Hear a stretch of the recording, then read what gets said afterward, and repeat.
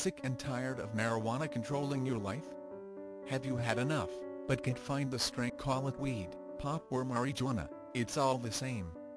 While it is a soft drug, compared to cocaine, heroin and others, marijuana can still be very addictive, and very destructive. Many people first tried marijuana in their youth, thinking perhaps, that they were in control and could easily decide how much they would use and when they would quit. Now, years later, they find that their lives revolve around getting their next marijuana hit. Pot has become a habit that fills many gaps in their lives. It can become such an integral part of their lives that they feel like they are living in a continuous daze. They continually miss out on many, if not most, of the most important parts of their lives. The first thing to know when learning how to quit smoking weed is that the drug is not chemically addictive. While habit-forming, pot is not an addictive drug, like heroin, cocaine or cigarettes. Its use does not create a physical craving that occurs when you do not take the drugs. It does not affect the receptors in the brain like these drugs. Also, its effects are also not as vivid as the hard drugs. This makes it less of an issue to many people to start smoking. The primary addiction to pot is a psychological addiction. That is, the memory of the highs you once felt smoking weed always come back and make you want to try to reach that same feeling again and again. This occurs, even if it takes you more and more pot to do this. As this happens, you become more resistant to its effects. The smoking goes from a pleasurable action to a habit. There is really no benefit, just a perceived one. To compound this, many pot smokers have friends who also smoke. So, smoking weed becomes a social happening, therapy, making it that much harder to kick. With all of this, it is still possible to quit smoking weed, without suffering cravings or relapses. Remember, you are fighting with a psychological need, which can be overcome with willpower, not a chemical need.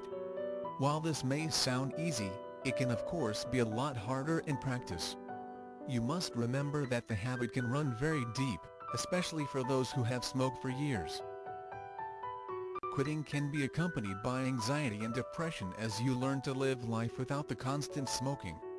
The trick for some people is to find something to replace this addiction, of course, not another addiction, but something creative and fulfilling.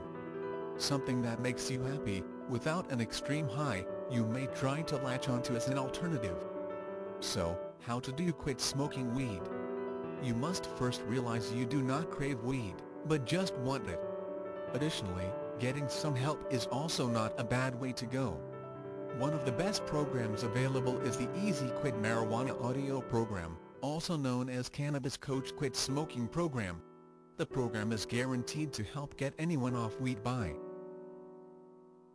helping reduce and eliminating cravings,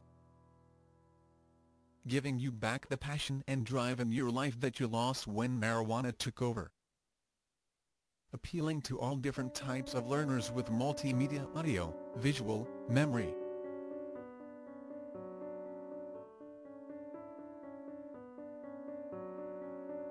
teaching you to recognize and overcome your reasons for failing to quit smoking pot in the past, guiding you through what you may be feeling, thinking and struggling with, and providing real-life solutions that work.